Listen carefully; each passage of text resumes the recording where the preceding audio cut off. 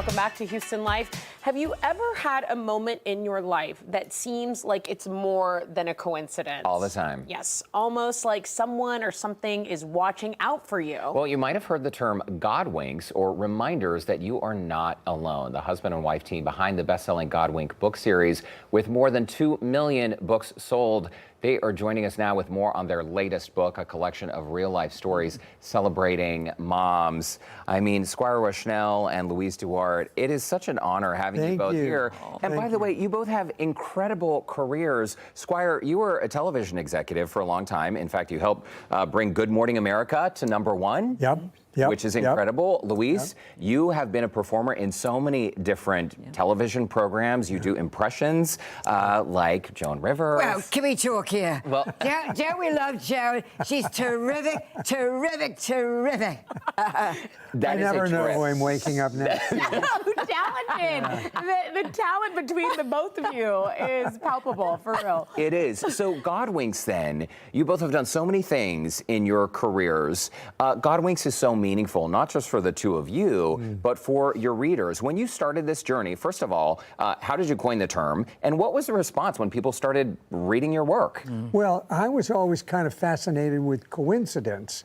And when I was running Good Morning America, I'd stand in the back of the control room, and anytime somebody started a story with, ironically today, I'd wonder if it was one of those little coincidences that maybe wasn't a coincidence. And when I looked up the word coincidence in the dictionary, it said, two remarkable events that come together without apparent cause.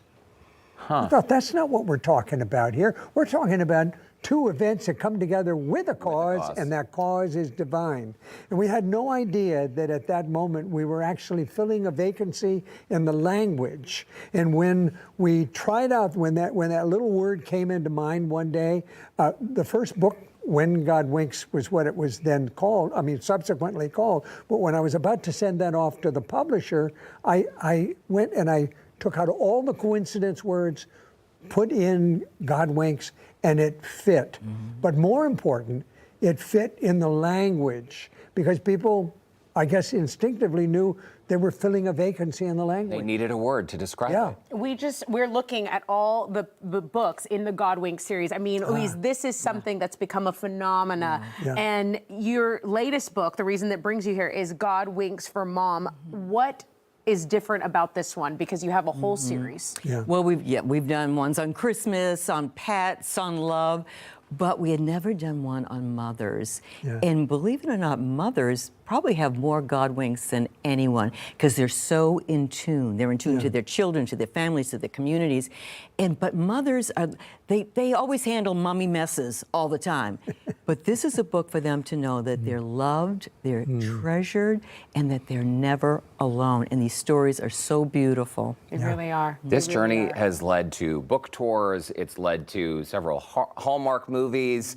Louise, will you share with our viewers a story about a Godwink that happened in your life? You were living in Woodland Hills, California at the time. Your husband had left, and you thought, what next? I thought, how am I going to pay the mortgage? That was the good husband. That was the... No, that was the bad husband. That was the bad husband. That was before SQuire. Now, SQuire's been married twice. I'm Mrs. Rushnell III, just to put that straight, okay? So, the first marriage, so he does leave me. Okay, so now I call all my neighbors on the street, who are these wonderful Christian women. They started praying over me.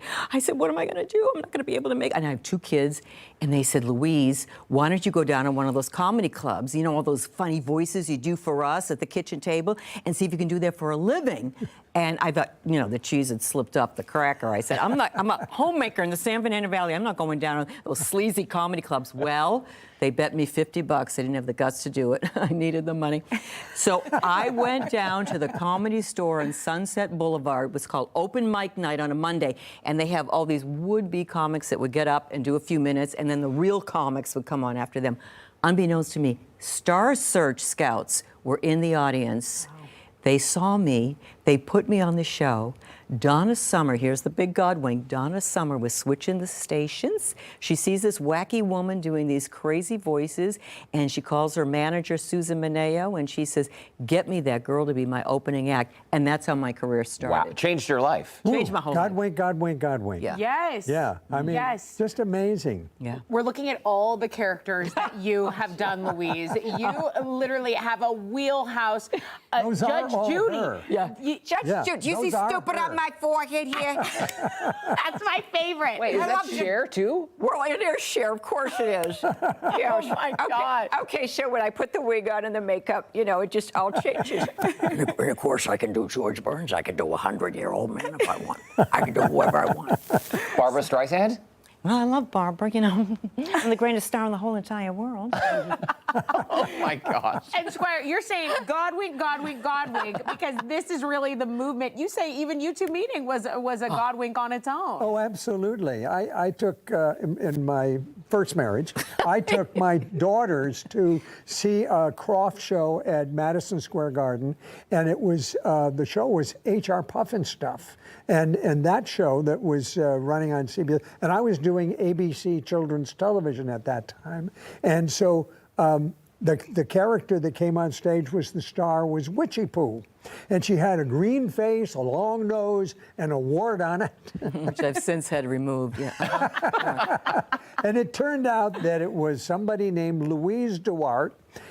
And a few weeks later, I was working with the producers to do a wraparound rock and roll group on Saturday morning so our cartoons would stand out. Like, you know, jingles on a radio station, we'd have this rock and roll group. And so they created Captain Cool and the Kongs, and they missed one character. They needed a comedian. I said, the network suit. How about the girl who played Witchy Poo? That was it. They went and that hired was her. television. Now, to me, that was no big deal, but she credits it for getting her into television. Well, that's so the television started early. So, but later on with the stand-up, which is the scariest thing you can do in the world. I believe it. Television So is brave. different. Yeah, to get up in front of people because, I mean, if you fail. What if they don't laugh? Make Well, me laugh. exactly. Yeah. Yeah. A lot of It was pressure. Yeah. it was very tough. It was Yeah. very tough. But I've loved it, and I got to work with the greats. Another Godwink story. I met Tim Conway and Harvey Korman. Incredible. And ended up working with them for many, many years. Over 12. Yeah. Over 12 years. Coincidences, ironies. I mean, there are so many words that people use to describe these moments in life. And we do have to take a quick commercial break. But afterward, I really want to ask you both about how do people, believers or non-believers alike, how do they pay attention to maybe these little moments in life they are missing? Yeah. Yes. So SQuire and Louise, or Squeeze, Valuable.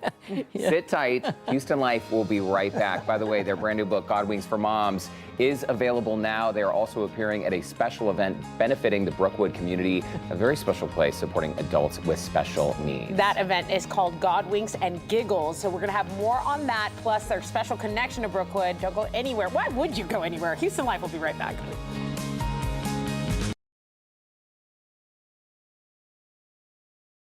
We are back with best-selling authors of the Godwink series, SQuire Rushnell and Louise DuArt. The Brookwood Community for Adults with Disabilities is a place, you know, we've featured them many times Yes. here on Houston Life. And the special reason you're going to be going there this weekend for an event, your son Grant is a citizen there at Brookwood. He's been there 14 years now. I can't believe it. But it is such a wonderful place. It is the best community for special needs adults in America, and I'm sure that that translates to the world. I just haven't been able to compare. They're such a great model. There's Grant there working his tools right there, doing some carpentry. He looks great. I've seen Grant in the annual Christmas show that happens during the open house weekend there at Brookwood. And behind the scenes, There he is, Elvis.